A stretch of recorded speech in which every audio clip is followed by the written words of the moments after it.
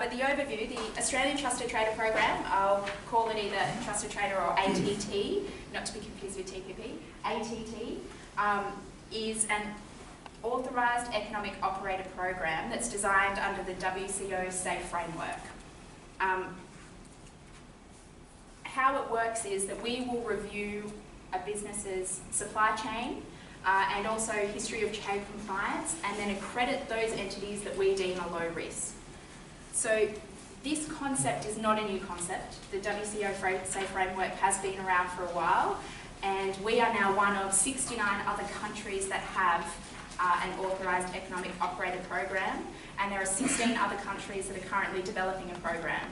So Australia is a little bit behind the 8 ball when it comes to AEO programs, but our program is unique and is sort of pushing the boundaries of AEO programs internationally, in that we're also looking at trade compliance. We're not just focused on secure supply chains, and that allows us to give a much broader range of benefits to just, for example, differentiated examinations. So that's one bonus of the program.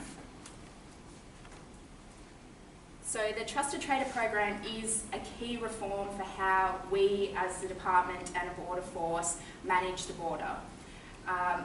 Those who are familiar and have worked with us in trade, have a history with us in trade, will know that we take a transaction by transaction approach to risk assessment, and the Trusted Trader turns that on its head. What we're going now is looking at taking an entity-based approach to compliance. And the point of the program is to identify those entities that pose a low risk to the border and facilitate your trade. Clear the border so that we can then better focus our resources on high-risk entities and high-risk transactions. That is the way in which we see we can work with the increased volumes of trade. So it gives the benefit while also better securing the border. For those that aren't aware, we're just at the end of our pilot year, and Steve will be able to give his insights into being part of the pilot. But the program received $70 million in funding in the last budget, so we're taking it forward. And from the 1st of July, it will be open to all businesses, so import-export service providers that have an ABN and have are part of the international supply chain for at least the last 2 years.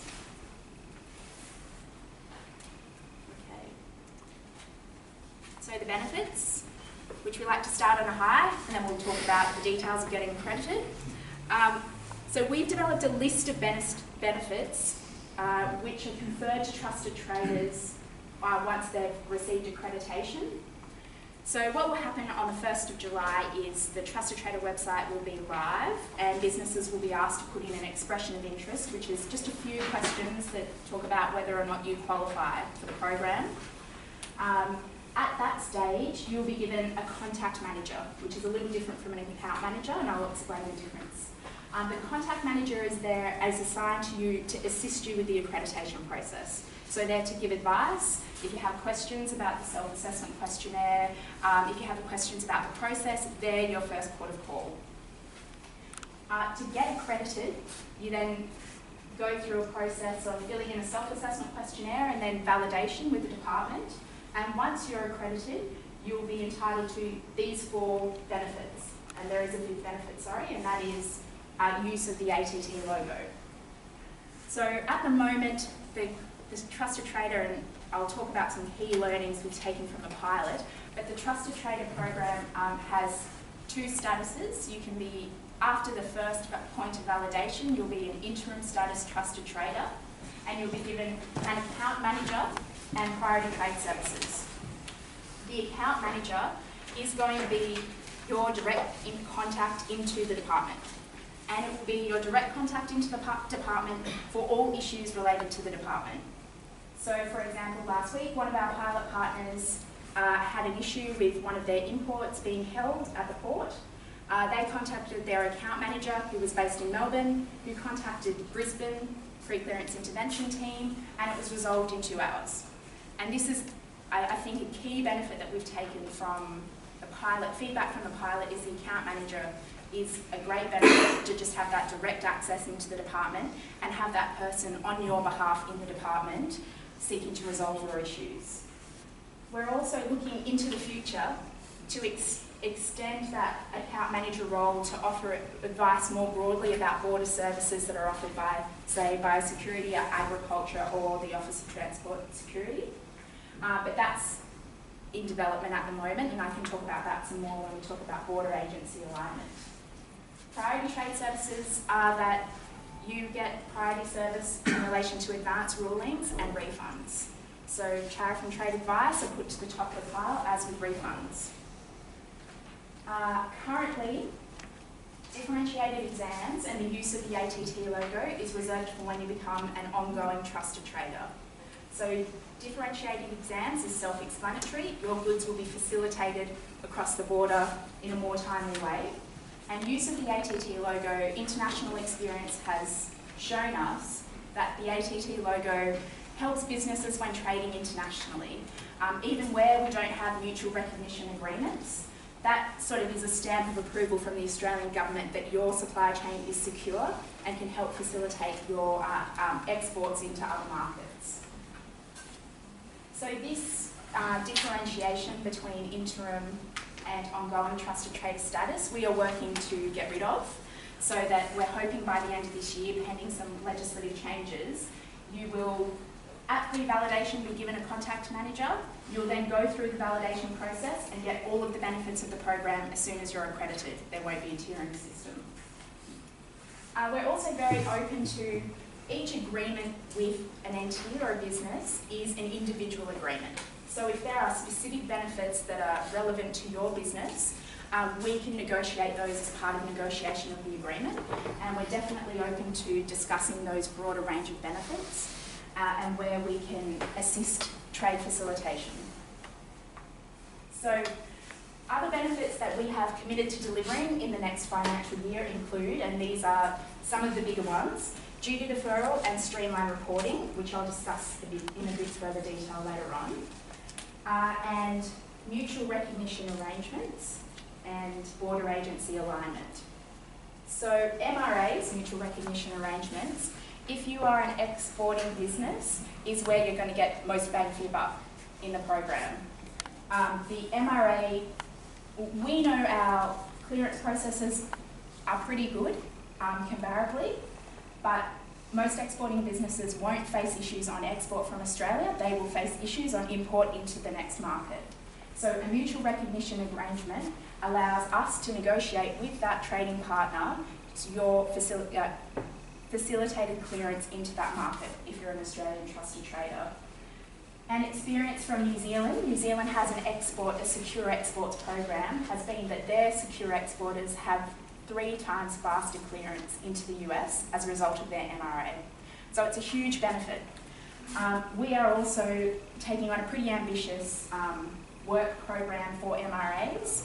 The expectation from our executive in government is that we get cracking on them as soon as we go live. So we're hoping to target 4 or 5 of our key trading partners in the next 12 to 18 months. Border agency alignment relates to, we're aware that this is another form of regulation, the Trusted Trader program, that it requires that you participate with us in order to get accredited. We're also aware that there are a number of other programs being offered by the other border agencies. For example, the known consignor program, if you're trading by air, that is run by the Office of Transport Security. And what we would like to do, and what we're working with all of the border agencies to do, is to align the services where we can as much as possible. So what we would like is for you to have a single interaction with government that gets your goods cleared. How we're going to get there in the short term is have a single interaction to get accredited for the different border programs. So we're working very closely with OTS so that the known consignor and trusted trader program accreditation, so that accreditation processes are aligned. That will include questionnaire and joint validation. And we're also looking at opportunities with biosecurity. And then we are exploring, even more into the future, some other benefits. So for those of you, I used to work in the free trade agreement section of customs, so I understand that compliance with FTAs is difficult. and we're looking at waiving documentary evidence of origin for trusted traders. So delivery of that benefit is conditional on a few different things, and it may include mutual recognition arrangements, but we are looking at that recognition for FTAs because we understand that it is a pressure point for people who are trading without FTA partners, that documentary evidence of origin is really difficult. Once we understand your supply chain and know the rules of origin, we don't think there should be any reason why you're then forced to provide additional documentation to us. A secure trade lane is, I don't know if anyone is familiar with the concept. It's something that we're workshopping at the moment with New Zealand in order to reduce your reporting requirements. So, for example, if you are exporting from Australia, you would report to us, and then your goods would be cleared in New Zealand without further reporting. So it's essentially freeing up the freeing up trade with particular partners. And then we're also looking at expanding the program into trading services. That's at concept phase at the moment, but it's definitely something that we're looking at developing in the next 18 months, and how we can tie, particularly for business who are dealing with us directly, who may also have dealing with the department on immigration issues or visa issues if they're transporting, if they're involved in people as well as goods, how we can tie those two together. So I should note that we are open, of course, to benefits. As I mentioned, not just tailored benefits for your business, but if you can see, or what we would really like to understand is pressure points and where the Trusted Trader program could help to alleviate those across the broad range of trade. So it could be industry specific, it could be specific to your company, or it could be broadly rolled out across the economy. We're very interested in benefits ideas, and we have some contact details down the back, but also at the end I'll give you an email address which you can forward ideas to. Pam, do you want questions at the end or as you go? I'm happy to take questions as I go. We've got a bit of time, so I'm happy for it to be flexible. If anyone has, John has a question? Let's ask you a question. I'm trying to understand if a customs brokerage becomes a trusted trader. Yes. What benefits accrue to them if none of their clients are trusted traders?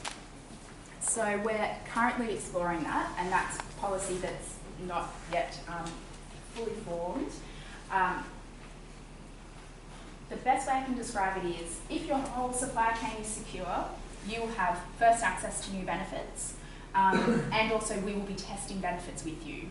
So, for example, once secure trade lane is out of concept phase and we're looking to test, we would be going to trusted traders who are themselves trusted traders and are using a trusted service provider. So that's one immediate benefit. And then we're also exploring other ways in which service providers may be able to confer the benefits that they get as being trusted to non-trusted entities, but that is something that we're still exploring. When you're looking at when you're going to apply for this thing, if you're, say, a customs broker, but you do all the export, the import, all of those, and the movement of the cargo, when you're applying for the trusted trader as, say, a customs broker, you go through rigorous things with the department anyway to get there in the first place. Is that going to be taken into account when you're applying for that? Because your company's not just a brokerage, it's a multitude of ones. So we are, the self-assessment questionnaire, which sort of sets the basis for validation, is supposed to cover all businesses that would apply, but it would only be specific, you would only need to fill in the questions that are specific to your business. So if you're a customs broker and licensed, that of course will be taken into account because you've already provided information to the department, and the point is to reduce the amount of information that you're having to provide, not just to us but across government. So that would certainly be taken into account. But if you're a customs broker who is also an importer or an exporter, you then have to provide information in relation to those arms of the business. And with the situation at the moment, and I know you're going to talk about duty deferral and streamline later on, but at the moment it's still transactional based reporting, isn't it? Yes. Yeah, so these benefits won't come on until next year. So at the moment it is using ICS as you would ordinarily use ICS for trusted traders. but that actually segues perfectly into streamlined reporting.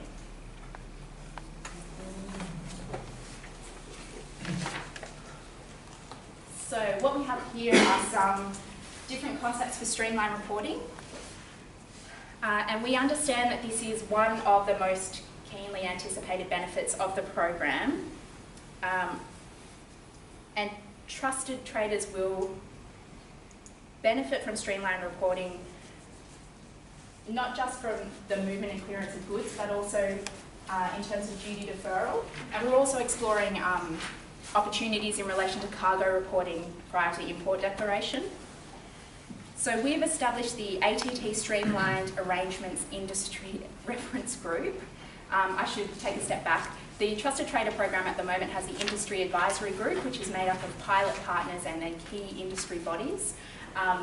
We, as a subgroup of that, have developed the Streamlined Arrangements Working Group to discuss these models and try to develop and implement this benefit. We are working very closely with the industry to understand where the pressure points are and where we can better establish reporting arrangements.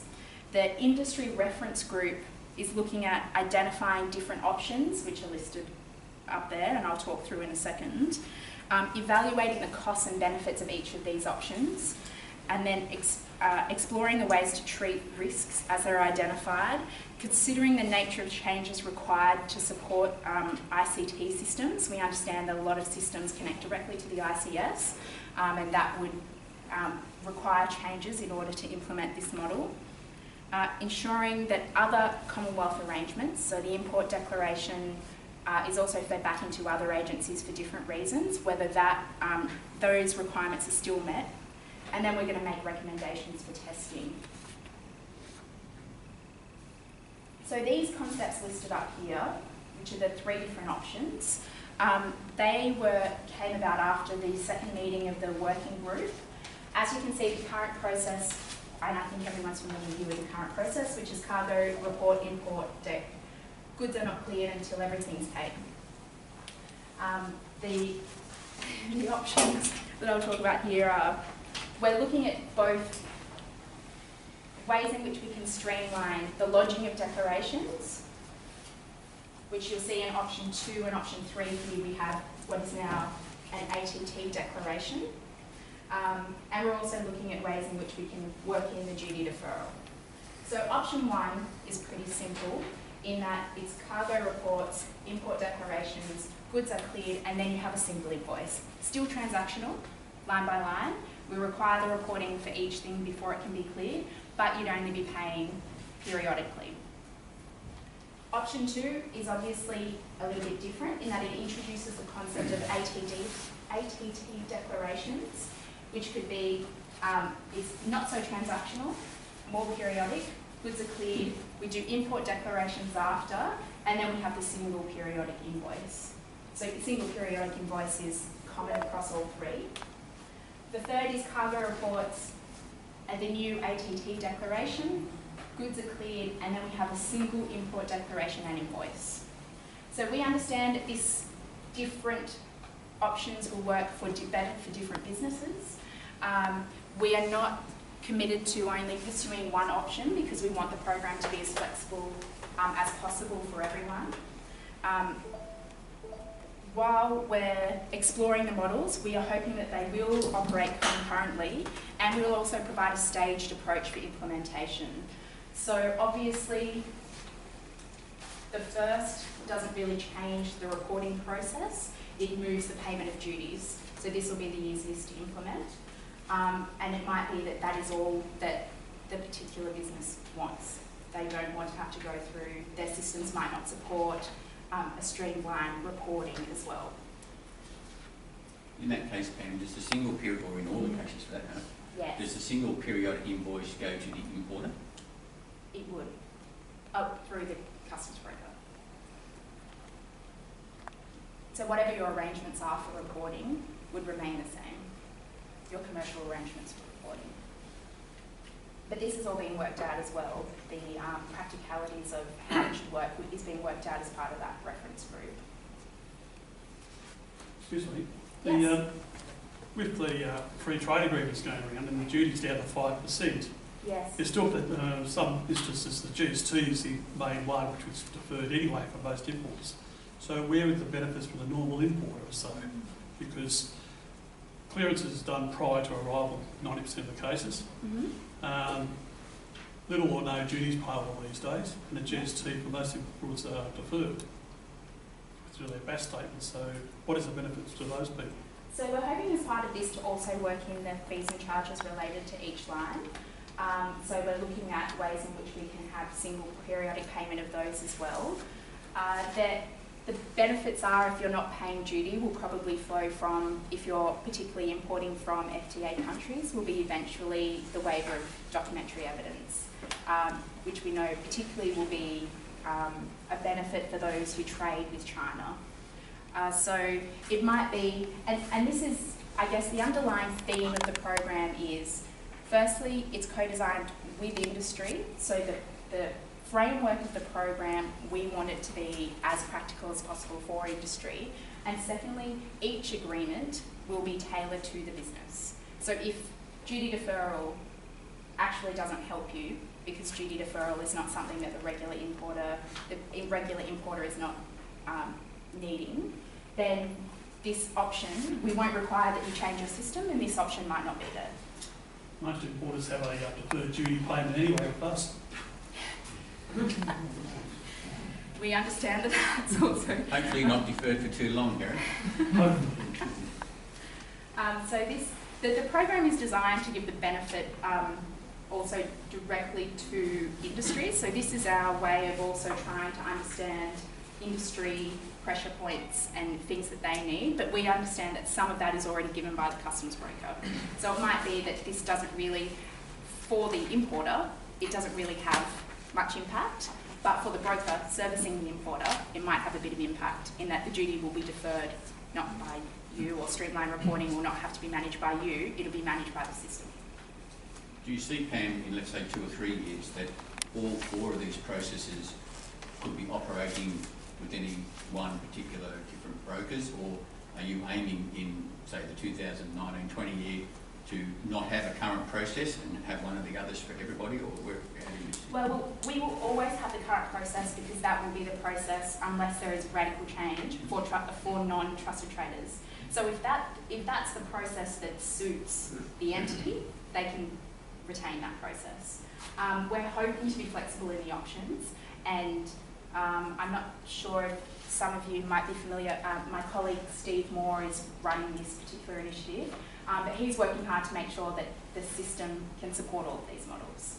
So we're in no way trying to phase out, because we understand that this is how people have been doing for a long time, and this will continue for non-ATT or ATT who want it, current process.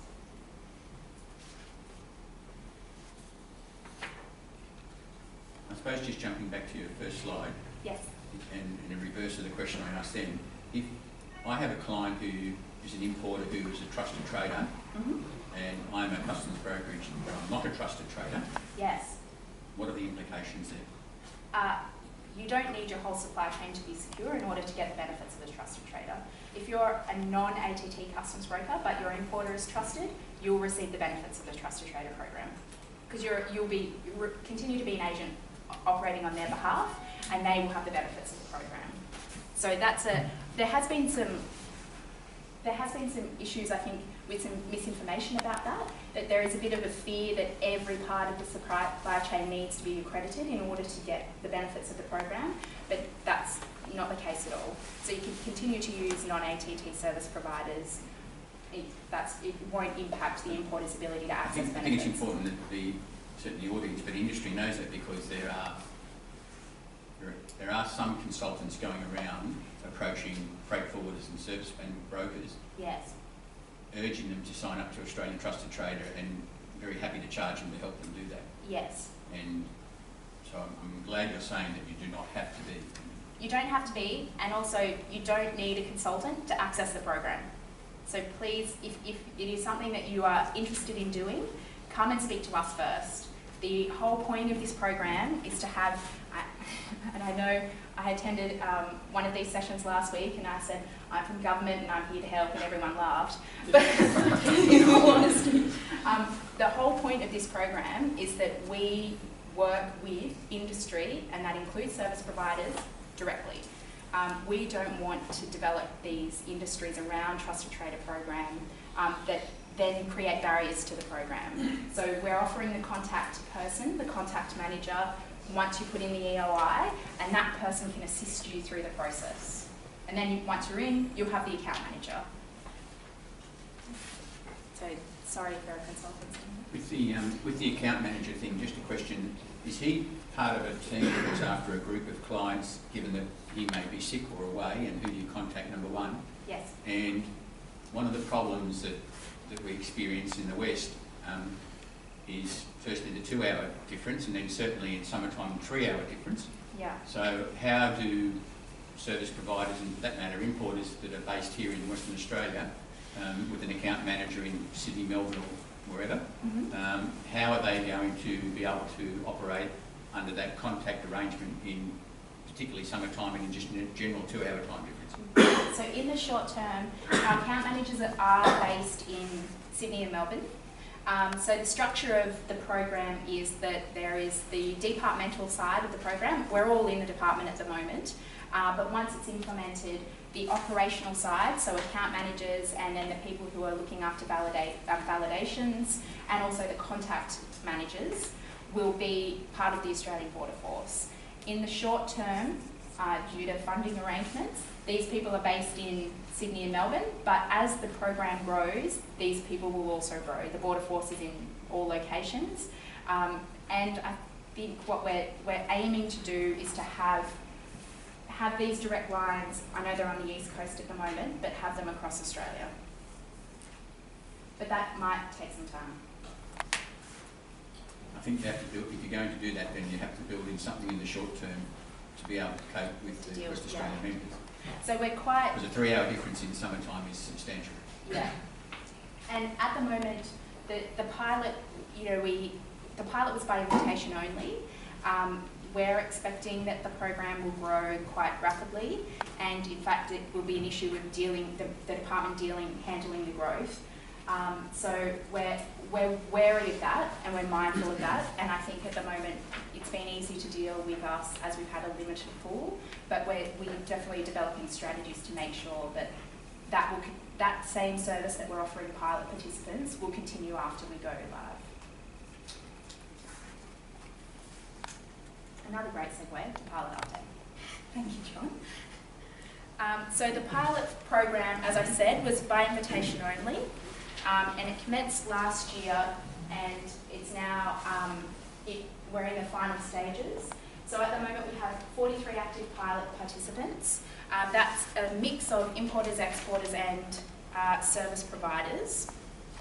And I must say that we have been really indebted to our pilot partners who have not just worked through it with us, I'll talk about some key lessons learnt later on, but also have been really engaged in providing feedback to make sure that the program is as practical and has the most benefit as possible.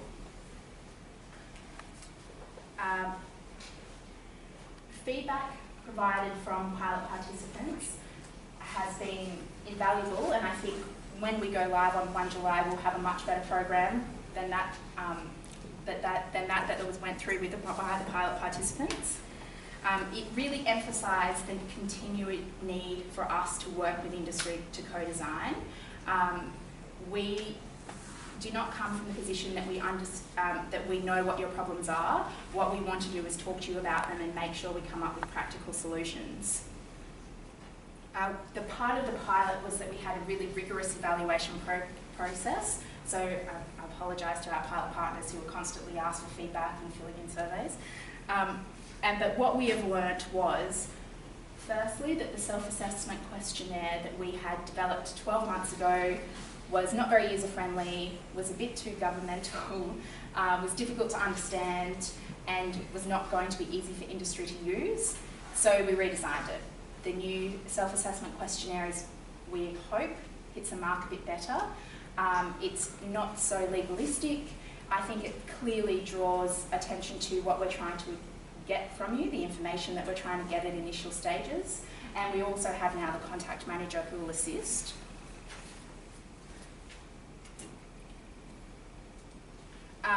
We realised pretty early on that splitting interim trusted trader status and ongoing trusted trader status was just creating a barrier to getting to ongoing.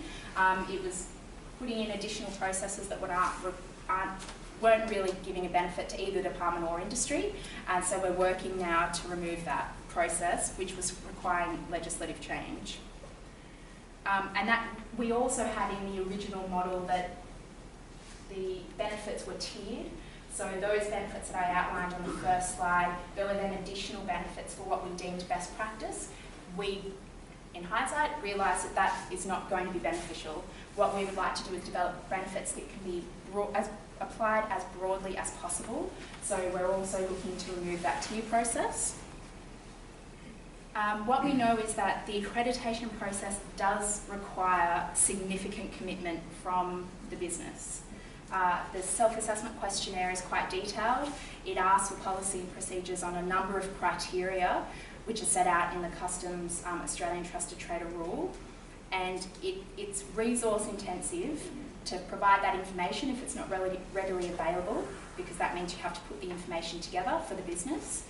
And also the validation process, so the back and forth with the department it does take some time.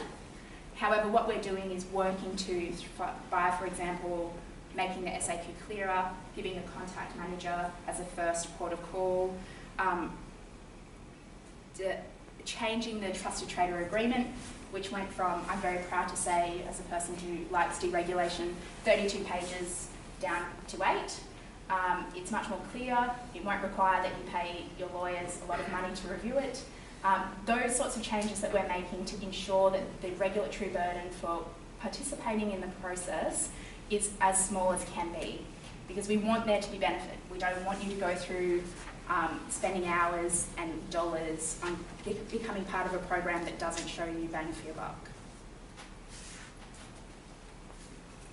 So expressions of interest have closed. We stopped accepting expression of interest on the 30th of April, but will reopen on the 1st of July.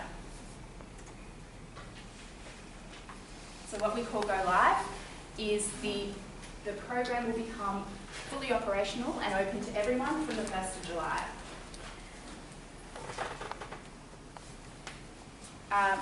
What that means is we will have a new, fantastic, Trusted Trader website as part of border.gov.au, and that will have some information on the program more generally, but it will also have the online form to submit expressions of interest.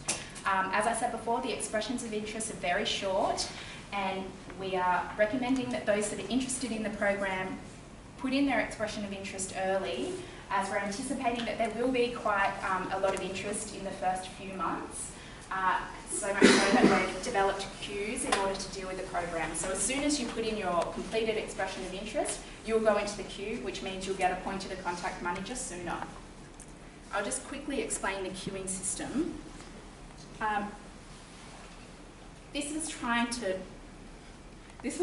create a fair way to deal with people as they came in, and also recognise that to be successful, the program needs to have to cover a certain volume of trade and a certain value of trade. We need in the next 4 years to have a range of businesses as part of the program, including service providers, but we need to hit those targets in order to have a program that's good to sell overseas when we're negotiating MRAs, and also reduces the risk to the border. So once we have that critical mass, we know that we have trusted entities which we're facilitating their trade, and we can focus on the high risk. So the queues, they're in no particular order. This is not going to set out how they're dealt with. It's just that your application will be put in one of these queues and then assessed. Is high volume value traders. These businesses will ensure the long-term sustainability of the program. Is small businesses. So small businesses are businesses who meet the ASIC definition of small proprietary company. The intent of the program when we designed it was that anyone can be involved. And if you're a small business, it's actually a lot easier because you'll have a less complex supply chain. So there'll be less for us to accredit or review. Service providers who have either control over the goods or reporting within the international supply chain, so customs brokers, forwarders. ABNs associated with existing participants. So at the moment, an ABN is accredited, but we understand if you have a complex supply chain, you might have multiple ABNs. And then all other traders who don't fit into these. So I've gone through, I can probably go through this a little bit quickly. EOI, online form, 1st of July, very simple questions, about 5 or 6 questions. We're expecting it to take about 10 minutes. Once you've submitted the EOI, you'll be contacted by your contact manager. Your contact manager will give you access to the self-assessment questionnaire. The self-assessment questionnaire will be an online form from the end of July. What we're planning to do is put it on the border.gov website under the Trusted Trader page so that you can have an understanding of the type of information that will be required. The one that's up there at the moment is the old SAQ, so please, if you go and have a look, don't be dissuaded. It's amended, it's much better. And I'm not saying that just because I changed it. Next stage, once we receive the SAQ, is that you will have a physical validation. That's where we'll visit your workplace and check against the responses in the SAQ. It's not an audit. I can't emphasise this enough. You're not providing us more information for us to come out and say, oh, maybe this isn't 100% right. That's not it at all. It is to validate the responses that you put in the SAQ. I'll also say that the purpose of this program is that we will deal with trusted traders. Our intent is to deal with trusted traders. Compliance completely different. So we will support trusted traders to comply with the Customs Act and customs rules. I know that there are peaks and troughs with how customs deals with certain things, but it is not our intent at all. One of the benefits is that INS will not be used unless it's egregious breach, whereas I know that doesn't happen at the moment. So the compliance aspect is also a great benefit. Once the physical validation is complete, a recommendation is made to the delegate in the department, who will then look to negotiate the individual agreement with the entity. And this is where you can talk about bespoke benefits. This is where you can talk about the benefits that you really want, the benefits that you don't need, that you don't want to confuse your entrance into the program. And then we have the ongoing monitoring and evaluation. And again, that will be, that's not regular audits, because the purpose of the program is that you're removed from that stream. That is checking ICS, if things change or if there are abnormalities, your account manager calling you and saying, hey, what's going on with this? If there are changes that aren't reported to us, so there are some changes that should be reported in order to comply with the program. If they're not reported, it's not going to result in you being kicked out of the program. It's not going to result in there being an infringement notice. What it will result in is a conversation, some education, and then trying to put you back on the path of compliance.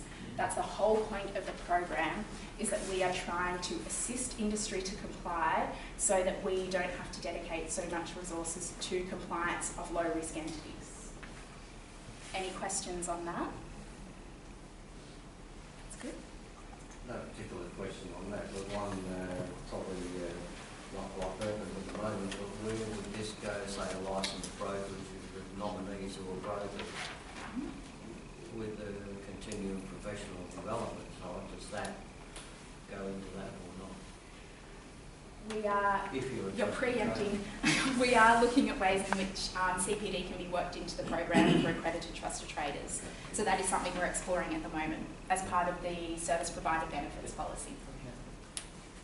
So as I said, this is co-designed, and we are always seeking feedback, and we're always seeking to understand what industry wants from the program. So you can email trustedtrader@border.gov.au, and the website is not yet updated for Go Live, but from 1st of July, it will have all of the relevant information on it. At the back, we have a fact sheet on Trusted Trader program for you to take with you. Claire and I have also got our business cards.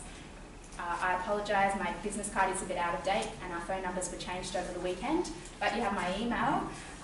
We have a distribution list where we have maintained for people to get regular updates on the Trusted Trader program. If you'd like to be part of that, feel free to come and speak to Claire or I, provide your business card and we'll put you on that list. Otherwise, you can send me an email and once we get back to the office, we'll make sure you're on that list.